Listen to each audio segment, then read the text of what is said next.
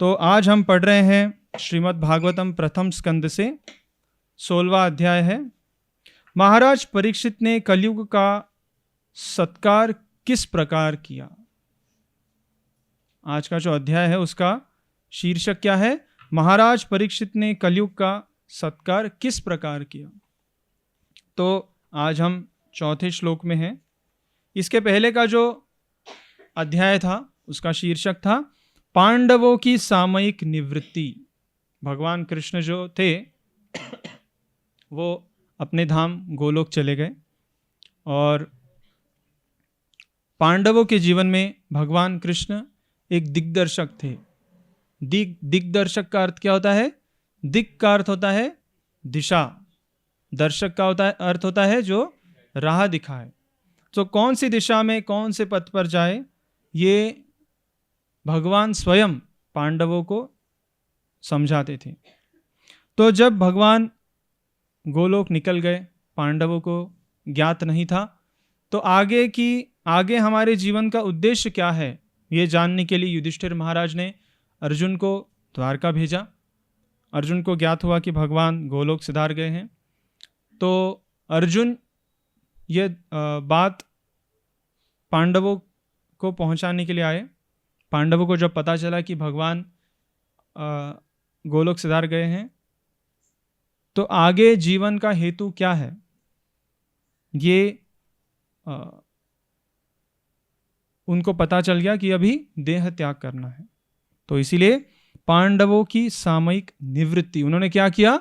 निवृत्ति ली। निवृत्ति का अर्थ क्या होता है? रिटायरमेंट। हम सबको पता होगा रिटायरमेंट। तो ये होने के बाद आगे भागवतम में अध्याय में ये बताया गया है कि महाराज परीक्षित ने जैसे ही भगवान चले गए, भगवान के भक्त जो शासक थे, शासक कौन थे? पांडव।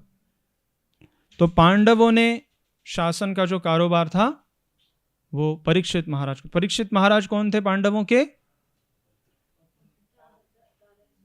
पोते थे। तो उन्होंने उनको कारोबार संभाला दिया और वो निवृत्ति उन्होंने ले ली। तो एक राजा का या जो लीडर होते हैं समाज के, उनका उद्देश्य क्या है? 1978 में जो अमेरिका है, अमेरिका के नीचे भी एक जगह है दक्षिण अमेरिका, साउथ अमेरिका हम कहते हैं। तो वहाँ जिम जोन्स नामक एक लीडर थे और उन्होंने अपना एक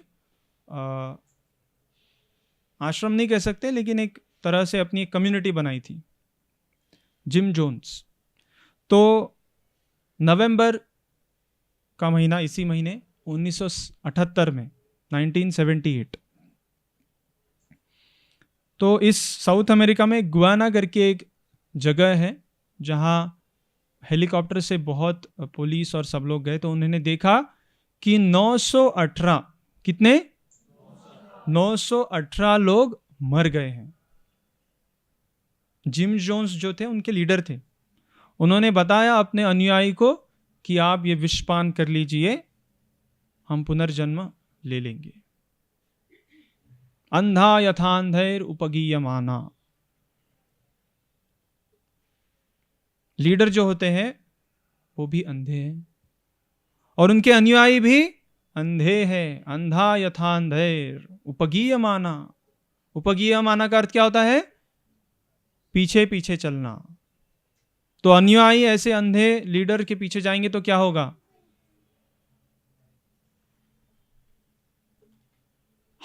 हमें मानव जन्म मिला है कि हम अध्यात्म का अनुसरण करें। अब देखिए 1978 और आज के हम 1978 मतलब कितने साल हो गए? 50-60 साल हो जाएंगे। हम पढ़ रहे हैं 5000 साल पुराना इतिहास, जिसमें क्या कहा गया है आज के अध्याय में, आज के श्लोक में, कि एक बार जब महाराज परीक्षित विश्व विजय करने निकले तो उन्होंने देखा कि कलयुग का स्वामी, जो शूद्र से भी निम्न था, राजा के वेश धारण करके गाय तथा बैल की जोड़ी के पांवों पर प्रहार कर रहा था।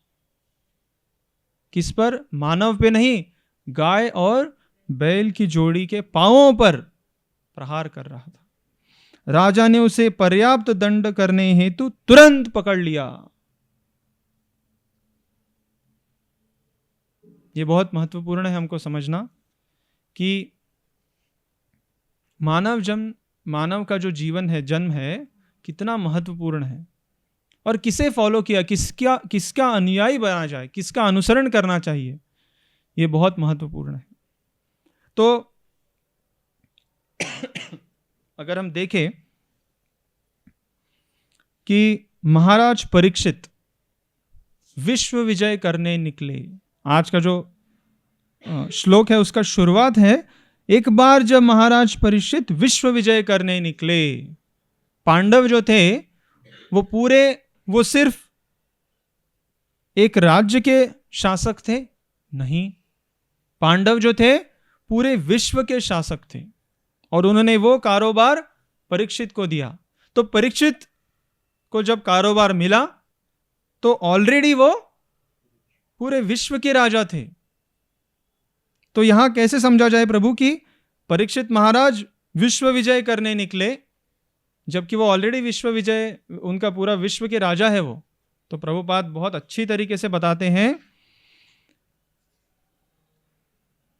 अतएव जो कि महाराज परीक्षित ने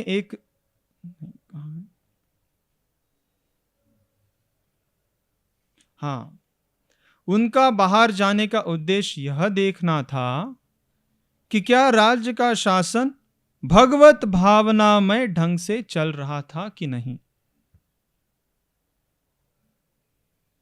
मैं फिर से रिपीट करता हूं, उद्देश्य यह था कि राज्य का शासन भगवत भावनामय ढंग से चल रहा था कि नहीं। जैसे हम देखें, माता जी जो है, जब हम कुछ अन्न पकाते हैं, सब्जी पकाते हैं, तो 1 किलो सब्जी में कितना नमक डलता है? आधा किलो नमक, एक चम्मच, एक चुटकी, ज्यादा नहीं, थोड़ा सा। तो इस प्रकार हमारे जीवन में अध्यात्म जैसे नमक है, वो रुचि लेके आता है सब्जी में या अन्न में, तो उसी प्रकार अध्यात्म जो है उसकी जगह हमारे जीवन में इसी प्रकार है, जो मनुष्य जीवन का ध्येय प्राप्त करने हेतु है। मनुष्य जीवन का ध्येय जो है वो धर्म, अर्थ, काम, मोक्ष तो है ही है, लेकिन चैतन्य महाप्रभु ने कहा है पंचम पुरुषार्थ। पुरुष का अर्थ क्या होता है? मनुष्य जीवन। अर्थ का अर्थ मतलब क्या होता है? ध्येय, पुरुषार्थ। तो शास्त्र में 4 पुरुषार्थ बताए गए हैं, धर्म, अर्थ, काम, मोक्ष। लेकिन चैतन्य महाप्रभु ने कहा है पंचम पुरुषार्थ, प्रेम पुमार्थो महान। पंचम पुरुषार्थ क्या है? प्रेम। अब ये प्रेम हम अलग अलग जगह लगाते हैं। कोई धन पे लगाता है, कोई व्यक्ति पे लगाता है, कोई सिचुएशंस पे लगाता है, लेकिन मिलता क्या है? अगर हम धन पे प्रेम करें तो धन हमको प्रेम करेगा, नहीं तो हम यहां पैसे रख देंगे और प्रेम करेंगे और भजन करेंगे पैसे का, तो पैसा और बढ़ेगा नहीं। हम अगर व्यक्ति पे प्रेम करें, मां अपने बच्चे को प्रेम करती है, लेकिन जब बच्चा बड़ा होता है तो वो ख्याल रखता है, हर जगह नहीं होता। तो हम व्यक्ति पे भी प्रेम करें तो वो प्रेम वापस नहीं आता। लेकिन हम भगवान पे अगर प्रेम करें तो हमारे प्रेम का उद्देश्य क्या होना चाहिए? मतलब हमारा प्रेम हमें किसे देना चाहिए? प्रेम पुमार्थो महान। चैतन्य महाप्रभु बताते हैं भगवत प्रेम बहुत महत्वपूर्ण है। तो जीवन का उद्देश्य है भगवत प्रेम, और वो उद्देश्य सब लोग उस उद्देश्य का पालन कर रहे हैं कि नहीं, ये देखने हेतु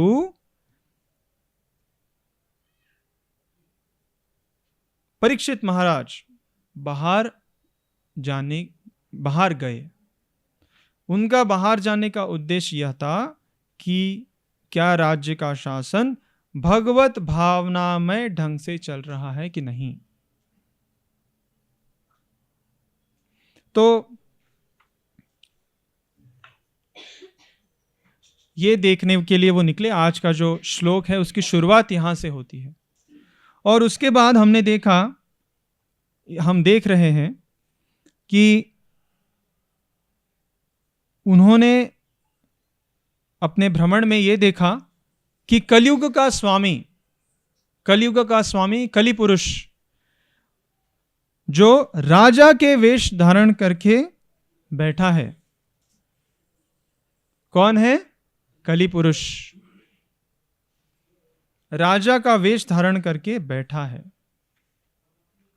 अब देखिए कली पुरुष कौन है? कली पुरुष प्रभुपाद बताते हैं आगे तात्पर्य में कि कली पुरुष शूद्र से भी निम्न है।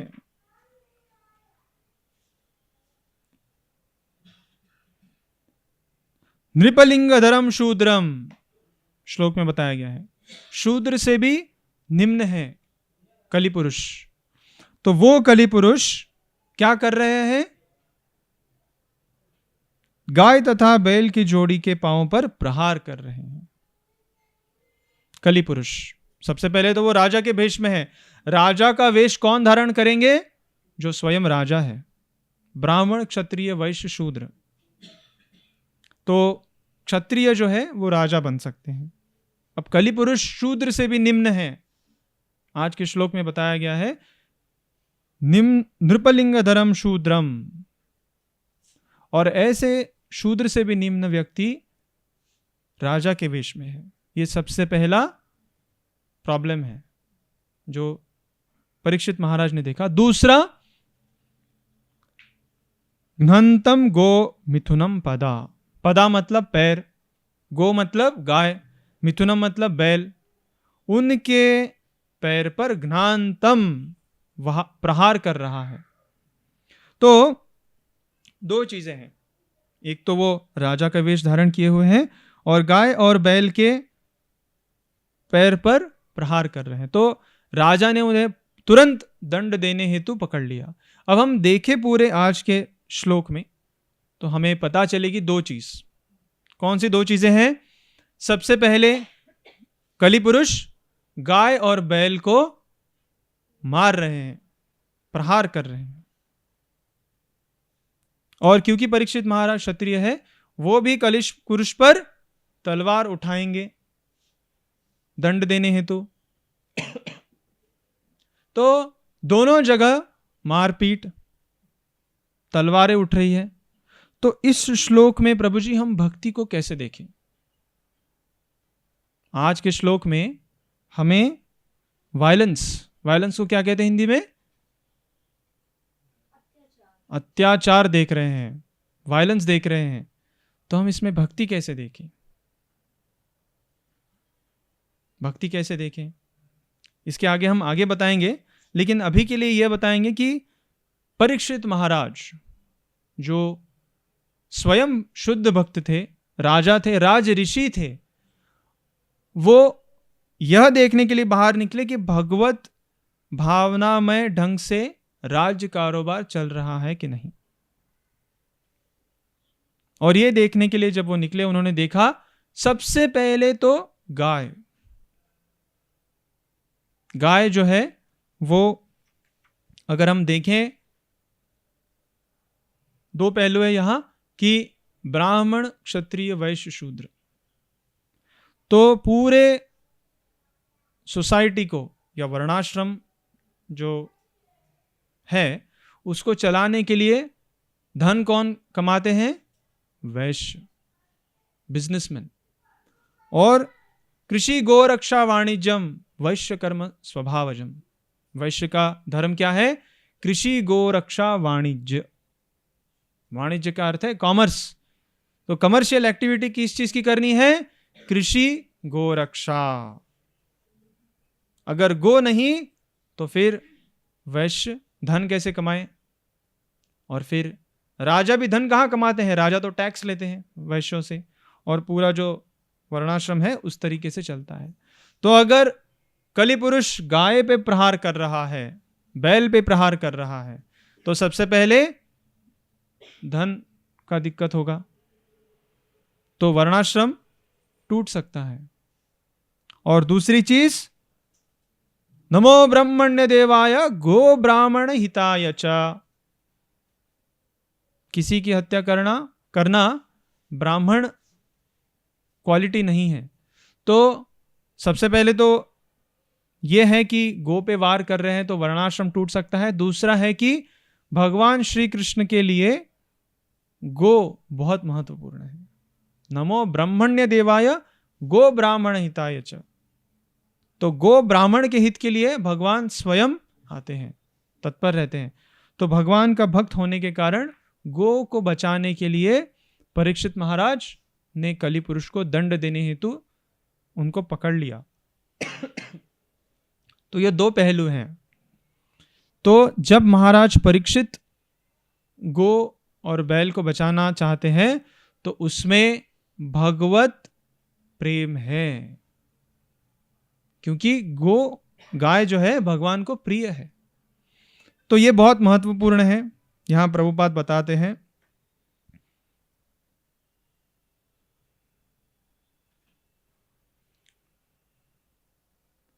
तो ये बहुत महत्वपूर्ण है कि हम जो श्लोक पढ़ रहे हैं उसमें भक्ति कैसे देखी जाए।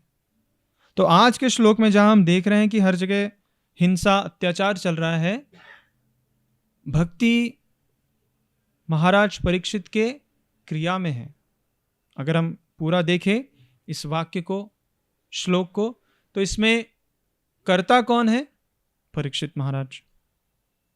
क्रिया क्या कर रहे हैं परीक्षित महाराज?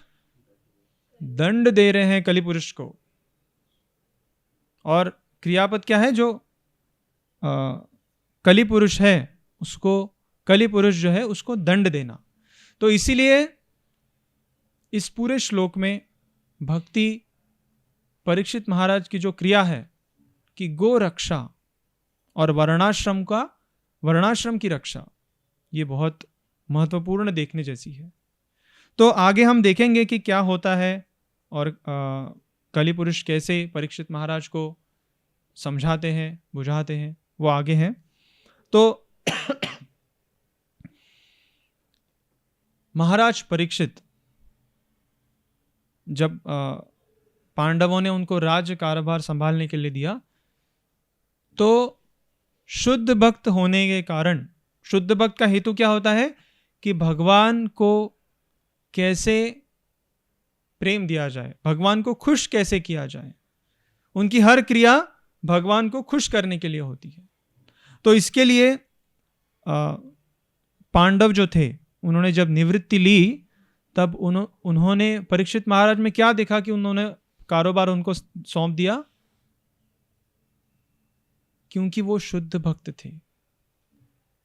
कृष्ण भक्त बड़ा चतुर, हम कहते हैं, हमने सुना होगा, शास्त्र में लिखा है, चैतन्य महाप्रभु चैतन्य चरितामृता में कहते हैं कि कृष्ण भक्त बड़ा चतुर। तो कृष्ण भक्त किस प्रकार से चतुर होता है? कृष्ण भक्त भगवान को खुश करने में बड़ा चतुर होता है। ऐसा नहीं कि कृष्ण भक्त बड़ा चतुर है और वो पैसा कमा सकता है, लोगों को उल्लू बना सकते, नहीं, ये नहीं है। कृष्ण भक्त की चतुरता भगवान को खुश करने में है। तो इसीलिए जब पांडवों ने देखा निवृत्ति लेते समय कि परीक्षित महाराज एक शुद्ध भक्त है, तो उनको कारोबार सौंप दिया। और हम यहां देख रहे हैं कि किस प्रकार परीक्षित महाराज पूरे विश्व का कारोबार संभाल रहे हैं, राज्य संभाल रहे हैं। कि एक छोटी सी जगह, अगर हम यहां बैठे हैं तो दूसरे यहां से 1 किलोमीटर दूर क्या हो रहा है हमें कैसे ज्ञात होगा? लेकिन महाराज परीक्षित जब वहां उन्होंने देखा कि यह हो रहा है, तो ऐसा नहीं, उन्होंने अपने सैनिक भेजे। राजा ने उसे पर्याप्त दंड देने हेतु तुरंत पकड़ लिया। किसने पकड़ा? राजा परीक्षित ने स्वयं पकड़ा। तो राजा अगर शुद्ध भक्त है, राज ऋषि है, तो वो भगवान को खुश कैसे करे, इनमें बहुत कुशल होते हैं। तो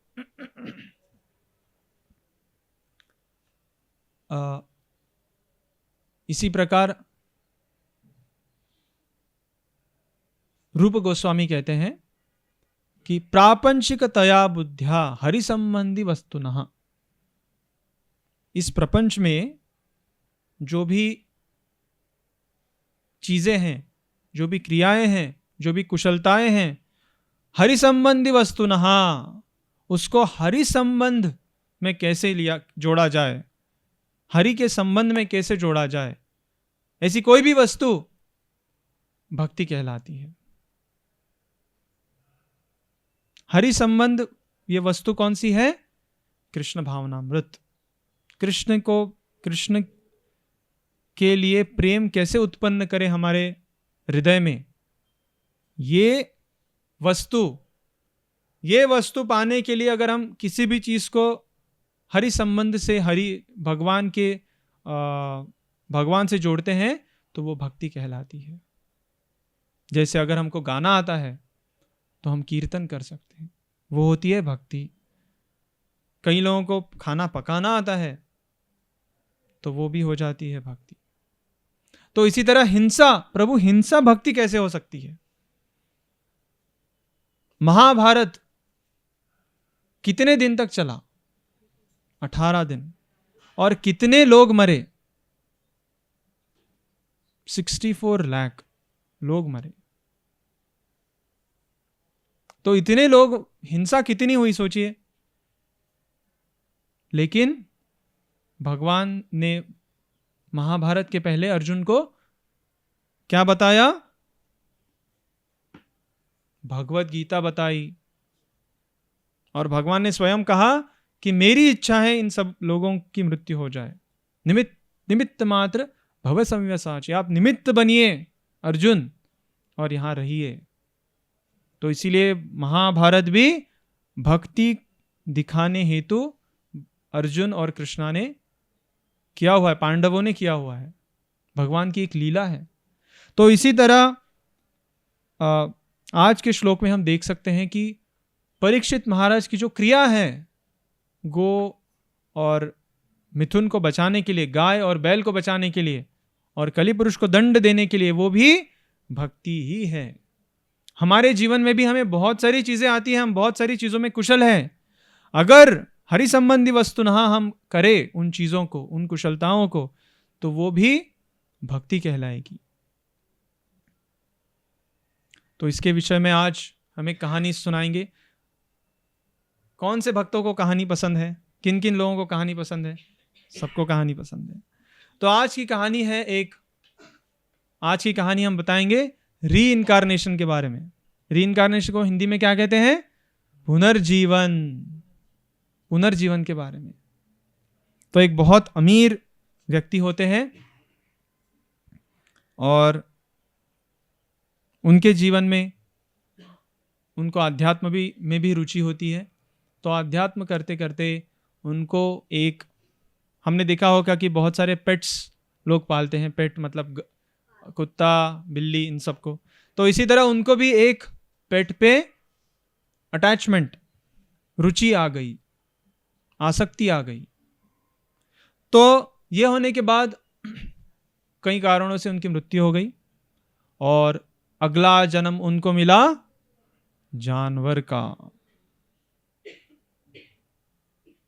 अगला जन्म उनको मिला जानवर का।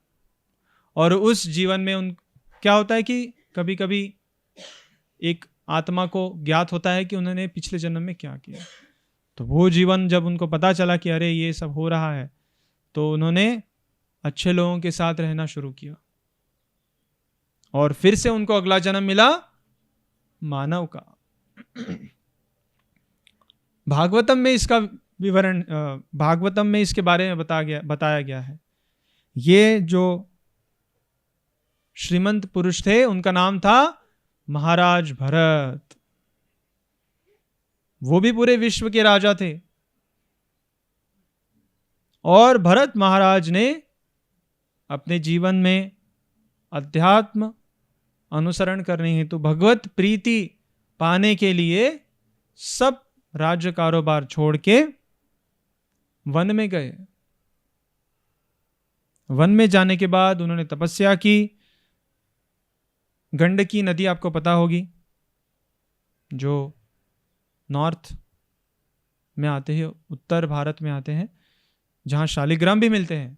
तो उस नदी के पास उन्होंने तपस्या की और वहाँ पे एक एपिसोड है जहाँ महाराज भरत को एक हिरण, मृग, एक जो मृग माता थी, उन्होंने एक बच्चे को जन्म दिया और एक नदी को पार करते करते, छलांग लगाते लगाते वो मृग माता का देहांत हो जाता है और वो मृग माँ के कोख से बाहर निकलता है।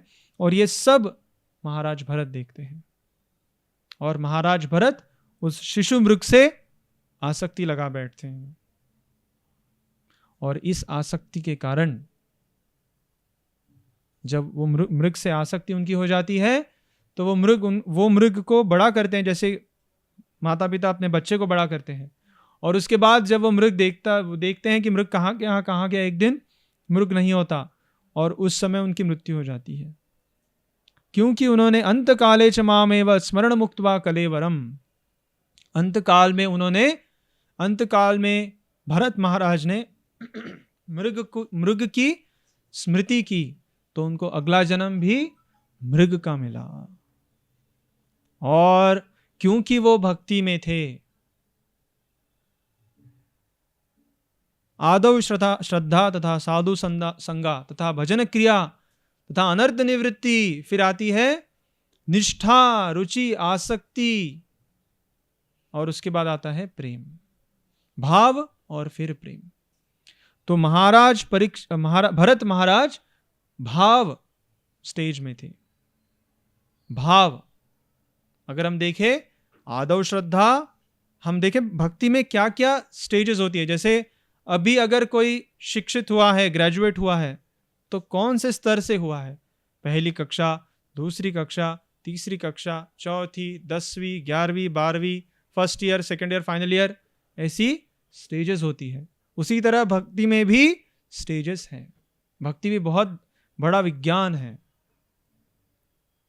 ये जो पुस्तकें हैं, इस विज्ञान के सिलेबस की पुस्तकें हैं। कहा जाता है भगवत गीता जो है 10वीं कक्षा है, 10वीं कक्षा की पुस्तक है। भागवतम ग्रेजुएशन की पुस्तक है। प्रभुपाद ने बहुत सारी पुस्तकों का ट्रांसलेशन भी किया है। तो इसी तरह आदौ श्रद्धा, स्टेजेस क्या है भक्ति में? आदौ श्रद्धा तथा साधु संगा, भजन क्रिया, अनर्थ निवृत्ति, ये पहली कक्षा की स्टेजेस हैं। फिर दूसरे लेवल पे क्या होता है? निष्ठा। जो भक्त है वो निष्ठा प्राप्त करता है भक्ति में, उसको कोई उसकी भक्ति को हिला नहीं सकता। निष्ठा, रुचि, और उसके बाद आसक्ति। भक्त आसक्त हो जाता है भक्ति में। उसके बाद अगली स्टेज आती है भाव और प्रेम। भाव और प्रेम टॉप लेवल पे होता है। तो भरत महाराज भाव लेवल पे थे भक्ति में। सोचिए, उस लेवल पे जाके भी उनको एक मृग से, शिशु मृग से आसक्ति हो गई। प्रभु हमारा स्तर क्या है वो तो प्रभुपाद कृष्णा ही जानते हैं, है कि नहीं? अब हमारी भक्ति देखिए, कितने प्रसंग आते हैं जीवन में, डे टू डे लाइफ में हम अपनी भक्ति को टटोल सकते हैं, है कि नहीं? कितने प्रसंग आते हैं, हमको खुद को ही पता है कितने प्रसंग है जीवन में। तो भरत महाराज को जब पता चला कि अगले जीवन में उन्होंने मृग का जन्म लिया, तब उनको भगवान, क्योंकि वो भाव स्टेज में थे, भगवान ने उनकी स्मृति उनके पास रखी। तो उनको सब ज्ञात था कि मेरे जीवन में क्या हुआ, मैं मृग शरीर में कैसे आया। तो उस जन्म में उन्होंने सारे भक्तों के साथ, साधुओं के साथ जीवन बिताया। साधुओं के कुटीर में भरत महाराज ने मृग शरीर में साधुओं के साथ संगात संजायते कामा, जैसा संग होगा वैसी इच्छाएं आएगी मन में। तो इसीलिए उन्होंने साधुओं के साथ अपना प्रसंग रखा, और उसके बाद अगला जीवन जब उनको मिला तब उन्होंने जड़ भरत और रहुगणा, अगर आपको समय मिले तो आज भागवत में जड़ भरत और महाराज रहुगणा के जो उनका जो प्रसंग है, उनका जो संभाषण है, उनको आप ट्रांसलेशन उसके पढ़िए, हिंदी में या अंग्रेजी में, जो भी आपको सरल जाए। वो अगर आप पढ़ेंगे तो उनको आपको पता चलेगा कि जड़ भरत का जब उन्होंने अगला जीवन लिया, मृग के बाद महाराज परीक्षित ने जब अगला जन्म लिया तब उन्होंने ब्राह्मण के घर जन्म लिया। लेकिन जड़ का अर्थ क्या होता है?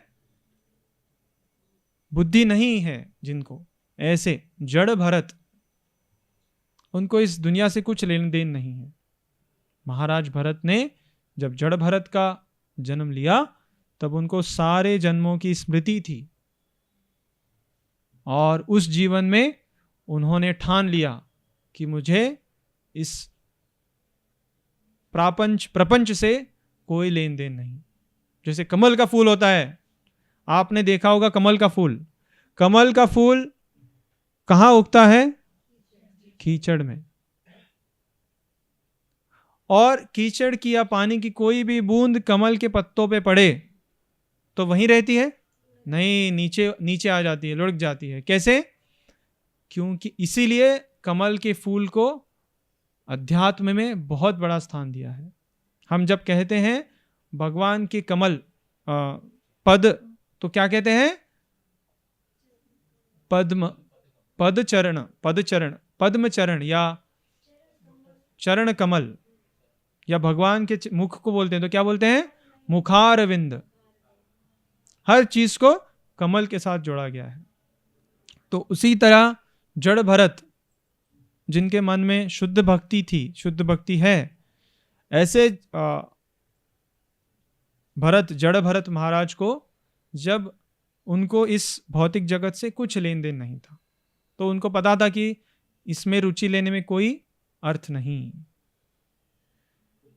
लेकिन अपना जीवन बिताते वहां वो जहां जाते उनको जो काम मिलता, जो कार्य मिलता वो करते, क्योंकि उनको पता था कि जीवन का ध्येय है भगवत भक्ति, और उनका ऑलरेडी भावना स्टेज में थे वो, तो वो भगवत भक्ति अंदर ही अंदर कर रहे थे। तो ये है कथा भरत महाराज की। तो हमें क्या शिक्षा लेनी चाहिए? कोई भी भक्त अगर भक्ति कर रहा हो तो उसे शुरस्य धारा, भगवत भक्ति जो है वो शुरस्य धारा, जैसे प्रभु जी लोगों को पता होगा कि जब शेविंग करते हैं थोड़ी गड़बड़ हो जाए तो कट जाता है स्किन। माता जी को पता होगा कि जब हम सब्जियां काटते हैं थोड़ी गलती हो जाए तो उंगली कट जाती है। भगवत भक्ति भी ऐसी है, थोड़ा असावधानी हो तो बहुत बड़ा मोल चुकाना पड़ता है। तो सीख ये बहुत महत्वपूर्ण है। और प्रभु जी कब तक हमें सावधानी बरतनी चाहिए? जब तक भगवत प्रेम नहीं होता। भरत महाराज सेकंड लास्ट स्टेज पे थे। सोचिए अगर कोई व्यक्ति ग्रेजुएशन कर रहा है, फाइनल एग्जाम है, सेकंड ईयर है, और वहां फिसल जाए और या बुखार आ जाए और एग्जाम नहीं दे पाए तो ग्रेजुएशन रुक जाता है कि नहीं? तो एक ग्रेजुएशन करने के लिए हमने बचपन से तैयारी की हुई है, ऐसा नहीं 3 साल तैयारी की है। एक ग्रेजुएशन 22वीं साल या 21वीं साल में ग्रेजुएट होने के लिए हम बचपन से तैयारी कर रहे हैं। इसी प्रकार अगर सोचिए, अगर उस हिसाब से अगर हम देखें तो ग्रेजुएशन की एग्जाम कितनी महत्वपूर्ण है। उसी तरह भगवत भक्ति प्राप्त करने के लिए हम इस जन्म में हमने परिश्रम नहीं किया, जन्मे जन्मे प्रभु से, प्रभुपाद ने, हमारे गुरु ने जन्म जन्म हमको गाइड किया है। गुरु क्या करते हैं? गुरु हमें सीख देते हैं, लेकिन जब परीक्षा आते हैं तब गुरु हमको बताएंगे कि आप ये करो वो करो, नहीं, वो किसको करना है? हमें ही करना है। प्रभुपाद बताते हैं भगवत गीता में कि भक्ति कैसी होती है। जब एक पायलट प्लेन उड़ाने के लिए ट्रेनिंग लेता है तो ट्रेनिंग तो जमीन पे होती है उसकी, लेकिन जब वो फ्लाइट उड़ाने के लिए ऊपर जाएगा, प्लेन उड़ाने के लिए ऊपर जाएगा, प्लेन उसे ही उड़ाना है, कोई मदद नहीं करेगा। तो इस प्रकार भगवत भक्ति प्राप्त करने के लिए शिक्षा जो है वो गुरु ही देंगे, लेकिन जब परीक्षा आएगी तब हमें ही परीक्षा क्लियर करनी है। तो भरत महाराज उस चोटी पे थे, भावना, उसके जस्ट अगला स्टेज है प्रेम। वहां स्टेज होने के बावजूद वो फिसल गए भक्ति से, आसक्ति आ गई मृग के ऊपर। तो इसी तरह हमारे जीवन में भी हमको मनुष्य जीवन मिला है। हमारे जीवन में हमें अलग अलग चीजों पे, अलग अलग व्यक्तियों पे आसक्ति होगी। माता पिता को अपने शिशु पे आसक्ति होगी, एक धनवान व्यक्ति को अपने धन पे आसक्ति होगी, लेकिन एक भक्त को किस पे आसक्ति होनी चाहिए? भक्ति पे, भगवान पे। ये बहुत महत्वपूर्ण है भक्त के जीवन में। अब देखिए कैसे जाने कि हम भक्त हैं या नहीं। हमें मंदिर में आना अच्छा लगता है, हाँ प्रभु जी। हमें भगवान का प्रसाद अच्छा लगता है, हाँ प्रभु जी बिल्कुल। सबके मुख में एक हास्य आ गई है। भगवान का प्रसाद, भगवान के दर्शन बहुत अच्छे लगते हैं, भगवान के भक्त का संग बहुत अच्छा लगता है। अगर ये चीजें हैं हमारे जीवन में तो हम भक्त बन सकते हैं। बड़ा सरल है भक्त बनना। खाना सबको पसंद है, प्रसादम मंदिर में है। भक्त बनना बहुत सरल है। और ऐसा नहीं कि भगवान के दर्शन करने के लिए बहुत तपस्या करनी है, नहीं, आंखें खोलिए भगवान के दर्शन हो जाते हैं। और सबसे बड़ी सरल चीज क्या है? हरे कृष्णा कृष्ण कृष्णा हरे हरे, हरे राम राम राम हरे हरे। तो ये जो हरे कृष्ण मंत्र है, भगवान जो है किसी भी रूप में आ सकते हैं। हमने देखा कि यहाँ राधा कृष्ण जो है पंच धातु में है। जगन्नाथपुरी में भगवान दारू के रूप में है, लकड़ी के रूप में है। बोलो श्री जगन्नाथ बलदेव सुभद्रा माई की जय, श्री राधा कृष्ण चंद्र भगवान की जय। इस प्रकार अगर हम प्रभुपाद को देखें या राजाधिराज गोविंदा को देखें वीके हिल में, तो वो शिला के रूप में है, पत्थर के रूप में है। भगवान किसी भी रूप में आ सकते हैं, लेकिन वो उस रूप में क्यों आते हैं? क्योंकि उनके भक्त उनको जड़ रूप में ही देख पाते हैं। तो भगवान अगर इस रूप में आ सकते हैं, तो भगवान साउंड, आवाज के रूप में, ध्वनि के रूप में भी आ सकते हैं। तो सोचिए, जो राधा कृष्ण हमारे हरे कृष्णा हिल में है, पंच धातु में है, वही राधा कृष्ण अगर ध्वनि के रूप में आए, राधा कृष्ण लेकिन उनका जो विग्रह है वो ध्वनि के रूप में है। अगर आपको एक ऑप्शन दिया जाए कि आप राधा कृष्ण को अपने साथ लेके घूम सकते हैं, तो कितने भक्त लेना चाहेंगे? प्रभु जी हम सभी राधा कृष्ण को साथ लेना चाहेंगे। तो देखिए भगवान को, इतना बड़े भगवान, और उनको कैसे हम पंच धातु में रखें। तो भगवान ध्वनि रूप में भी आ सकते हैं, और वो ध्वनि वाले राधा कृष्ण को तो आप लेके घूम सकते हैं। तो प्रभु कैसे? हरे कृष्णा कृष्ण कृष्णा हरे हरे, हरे राम राम राम हरे हरे। वो राधा कृष्ण स्वयं ध्वनि के रूप में आए हैं हरे कृष्ण मंत्र में। अब हरे कृष्ण मंत्र जो है उसके बीज शब्द क्या है? हरे, कृष्ण और राम। तो ये तीनों विग्रह इस हरे कृष्ण मंत्र में है। तो जैसे हम राधा कृष्ण की पूजा करते हैं, कैसे करते हैं? हम भगवान को फूल चढ़ाते हैं, आरती करते हैं, धूप चढ़ाते हैं, है कि नहीं, भोग चढ़ाते हैं।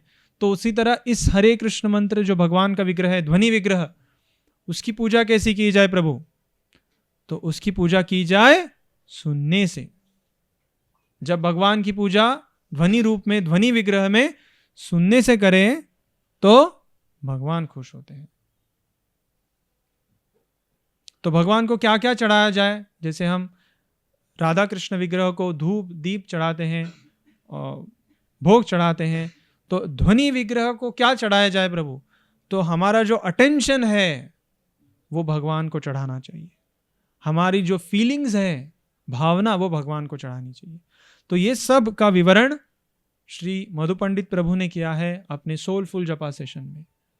तो आप सभी भक्त उसका लाभ लें, आपके जो भी गाइड हैं उनसे वार्तालाप करें, उनसे पूछें कि सोलफुल जपा की वीडियोस कहाँ, यूट्यूब में भी लिखेंगे तो आपको पता चलेगा सोलफुल जपा, और उनके साथ जप कीजिए, प्रभु के जो वीडियोस है उसके साथ जप कीजिए। इस प्रकार आप हरे कृष्ण मंत्र जो है, राधा कृष्ण ध्वनि विग्रह, उसकी आप पूजा कर सकते हैं। तो प्रभु ये सब क्यों किया जाए, भक्ति क्यों की जाए? तो मैं हमेशा बताता हूं कि मनुष्य जीवन जो है उसका ध्येय है भगवत प्रेम, प्रेम पुमार्थो महान, चैतन्य महाप्रभु ने कहा है। तो अगर हम ध्येय प्राप्त नहीं करें मनुष्य जीवन का, जैसे आपने अपने शिष्य को या बच्चे को कुछ पैसे दिए कि आप इंजीनियर बनिए या कुछ बनिए, मतलब उनको आपने एक फैसिलिटी दिया और वो इंजीनियर या वो शिक्षा नहीं कर पाए, तो आपको कैसा लगेगा? प्रभु जी और माता जी को पता होगा, निकम्मा है कि नहीं? प्रभुपाद भी बोलते हैं शब्द आज, निकम्मा, निकम्मे लोग उच्च स्तर पर जाके बैठते हैं। तो ये बहुत महत्व, तो हम अगली बार उनको ये फैसिलिटी नहीं देंगे। तो उसी प्रकार अगर हम मनुष्य जीवन का उद्देश्य प्राप्त नहीं करते हैं तो हमें मनुष्य जीवन फिर से मिलेगा? प्रश्न, बहुत बड़ा प्रश्न है। तो इसलिए भगवान कहते हैं स्वल्पम अपयस्य धर्मस्य त्रायते महतो भयात। ये जो भय है, महत भय कि हमें अगला जीवन मनुष्य का नहीं मिलेगा, इस महत भय को निकालने के लिए स्वल्पम अपयस्य धर्मस्य, स्वल्प हमको कन्नड़ा में पता होगा, स्वल्पा मतलब थोड़ा सा अगर हम धर्म का पालन करें। इस कलयुग में धर्म है हरे कृष्ण मंत्र का जाप करना। थोड़ी भक्ति करें तो इस महत भय से हम छूट सकते हैं। बड़ा सरल है हरे कृष्ण मंत्र का जाप करना, और अगले 10,000 साल तक प्रभुपाद ने कहा है कि अगर हम हरे कृष्ण मंत्र का जाप करेंगे तो भगवत प्रेम, भगवत लोक, भगवान का और भक्त का संग 100% निश्चित है। अभी अगर हम देखें इस मनुष्य जीवन में ही हमने 20, 30, 40 साल बिताए हैं। अगर हम सबको प्रश्न करें, हम खुद को प्रश्न करें कि क्या मुझे ये फिर से चाहिए, हाथ ऊपर करें, किस किस को फिर से चाहिए ये जीवन? मुझे ये जीवन फिर से चाहिए प्रभु, मैंने इस जीवन में जो जो कठिनाइयां देखी है फिर से मुझे वो कठिनाइयां चाहिए। किन किन लोगों को ये कठिनाई फिर से चाहिए? किसी को नहीं चाहिए। तो नहीं चाहिए, आर नारे बाबू, प्रभुपाद कहते हैं। तो इसलिए अगर ये नहीं चाहिए, बड़ा ही सरल है, जप कीजिए। हम में से कितने लोग एक माला जप करते हैं? रोज एक माला जप करते हैं प्रभु, तो एक माला वाले 2 माला शुरू करें। हम में से कितने लोग 8 माला जप करते हैं? 8 माला जो जप करते हैं 16 माला करें। हम में से कितने लोग 16 माला जप करते हैं? जो 16 माला जप करते हैं वो सोलफुल जपा का उपयोग करें अपने जपा में। हम में से कितने भक्त जपा नहीं कर पाते हैं बिल्कुल रोजाना? हाथ खड़ा करिए। हाँ, जो नहीं कर पाते हैं वो अपने जीवन में, जैसे हम बैंक में डिपॉजिट करते हैं, वैसे ही हमको हमारे स्पिरिचुअल बैंक में डिपॉजिट करना बहुत ज़रूरी है। तो अपने अपने गाइड से मिलिए, जपा कीजिए, और दूसरी चीज़ महाप्रसाद सेवा कीजिए। और जब भी समय मिले भगवान मंदिर में आइए, भगवान का दर्शन लीजिए। बड़ा ही सरल है भक्ति करना, लेकिन उतना ही डिफिकल्ट भी है, कठिन भी है। तो इसी के साथ आज का भागवत हम समाप्त करते हैं।